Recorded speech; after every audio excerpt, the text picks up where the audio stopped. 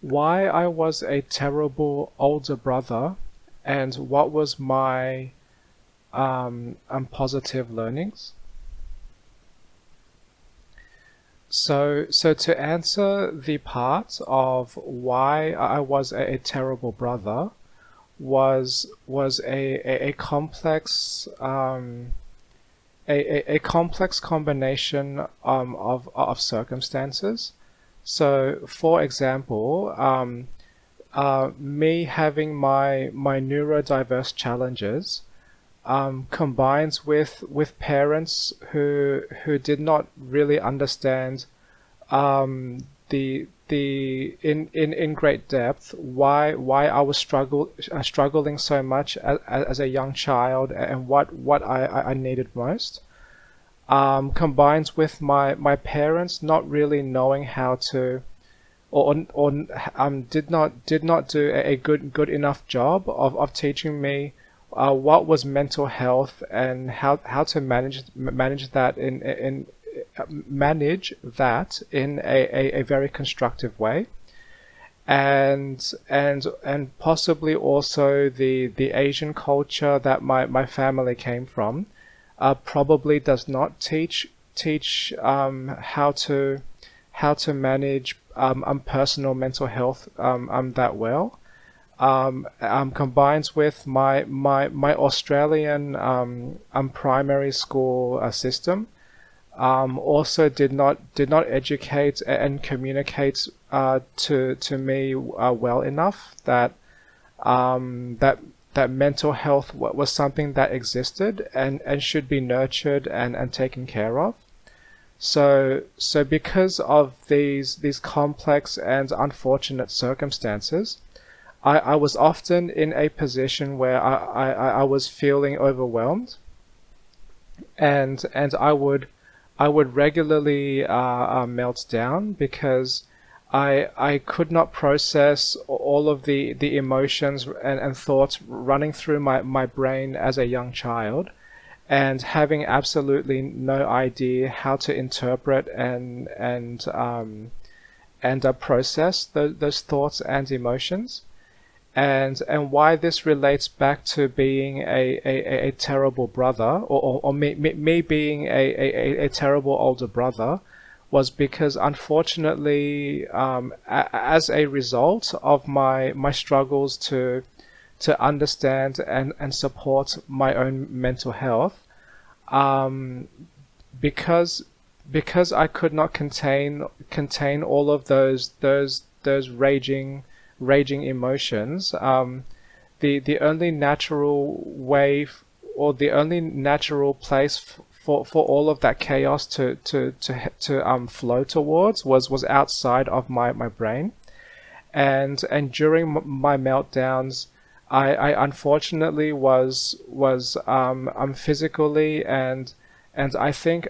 also verbally abusive towards my own brother. And that was partly because I was so overwhelmed, and I did not know what to do, and that I was often wanting to scream or to just let out all of these complex emotions and thoughts that I did not know how to did not know how to describe, or how to describe what I needed at that time, or why I was struggling to process, and why my emotions were just running in intensely high all the time when reacting to various things like not enough good parenting, or conflicts with other people, or maybe I was also bullied a bit as well, and being punished by my parents or authorities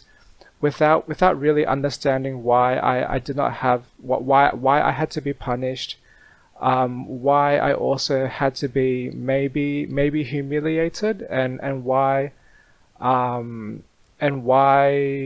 I did not really have much choice in that, and why I was often treated as like I was the problem when I was a symptom of a fairly messed up en environment. So long story short, um, and partly because Asian culture teaches that people with higher levels of authority, or between people, or in this case between an older sibling and towards a younger sibling, they tend to have more power and rights to do what they want, which I later discovered that is not a concept I agree with. But me being the young and angry and confused self, I would often take out my confusion and my overwhelmed emotions on my brother. So I'm most definitely not proud of this, but I think this is important to help people understand how this world can produce very troubled people,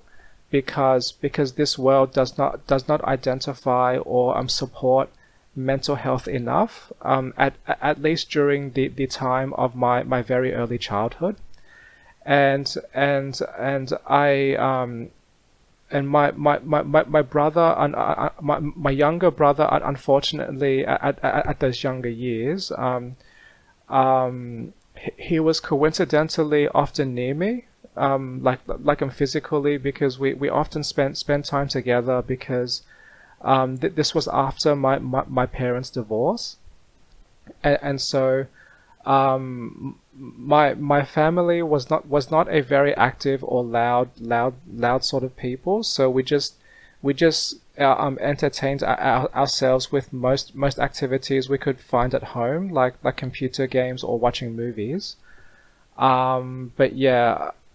thinking back, I think my inability to recognize and support my own mental health, unfortunately caused my brother some pain. And he never, I don't think he has ever openly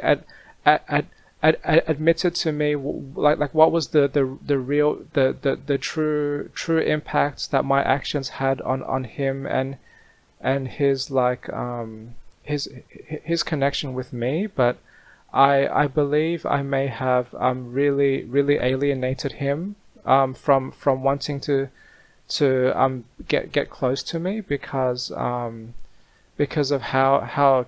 troubled and confused my brain was. And I did not really have much support, not even from my own parents. And for a long time they just assumed that I just had these anger management problems that came from nowhere. That that was my best guess from my memories from all those years ago. So unfortunately, I against my own valued principles, I have inflicted harm to my brother, and also to some other people in my life. And one other example I can think of was when I was in my senior high school years. I was also extremely stressed with the pressure of my school studies, and pressure from my mum to get good grades, and trying to fit into social groups, because I had recently moved to that high school as well. And I think there was at least one time during my time in that high school where I just broke. And I think I clearly remember punching a another student in my grade or year, until their forehead wasn't bleeding. So so unfortunately, um, I had problems, understanding myself, and getting the environment that I needed to calm down, and and to help me navigate or to have more control over what was causing me stress and why. So yes, I was not the most nurturing brother in the world. I was completely overwhelmed by my own struggles and my own challenges. And to answer the second part of the opening question of this video, I have learned to be a much more compassionate person towards myself and the people around me. So if for some reason, let's say I suddenly become a father, then if I have kids, then I will do my best to encourage a very safe and supportive environment where when none of my kids need to fight, and if they ever if they have concerns, or if they have stresses, I will try to encourage them to communicate themselves as openly and as honestly as possible, so that we can solve all problems peacefully and quickly before suffering has to happen. Um, so on one hand, I wish my life did not have to have so much suffering involved, but at the same time, there is this growth and a resilient, positive mindset I also have, that tries to learn something from all of my experiences, no matter how unfortunate they were for me and the people around me. So long story short, I like to confront myself and sort out my emotions and my past as efficiently as possible. And I recognize I have not been the best kind of brother. I have not been the best kind of friend. I have not been remotely close to a good leader in my past, but I have learned many things about how to be a better human, and how to encourage how to better encourage other people to also be better humans as well, and to help us work together in a more cooperatively, mutually agreed way, instead of so much competition that is um, that that is taught to us from either the cultures from our family, or the way the school system and most of the world is set up, where they frame so many things in terms of a competition. But I prefer to only compete with myself. I just want to be a better version of myself than I was before. And I want to take care of my mental health along the way, not just so I can prevent myself from losing control and causing myself injury or harm, but I also want to minimize or prevent myself from causing other people suffering as well, because I value a world where all people are happy, and who are 100% willing to cooperate with each other, and we are all 100% safe as well to be our natural selves all the time. So yes, so without making this video explode to being a massive rant, I will try to summarize the content of this video again. So long story short, to answer that opening question, I was a terrible brother and terrible human being, partly because I was a victim of a very complex world, that caused all sorts of mental health problems, and I had absolute no support, and no one around me who could recognize my struggles and could guide me towards a more positive or constructive path. So the only thing I knew how to do was to release all of my brain chaos as quickly as possible, and as a result, that involved me unleashing suffering on the closest person to me at the time, who was my brother. And what I have learned is that moving forward, I want to do a much better job of I identifying any risks to my own mental health, and to more proactively take care of my own mental health. And when I interact with other people, I will also do my best to be a better listener, a better communicator, and always think about how can we work towards mutual understandings and mutual agreements, so that we don't have to repeat past mistakes of too much conflict and too much overwhelming, when we could just slow down and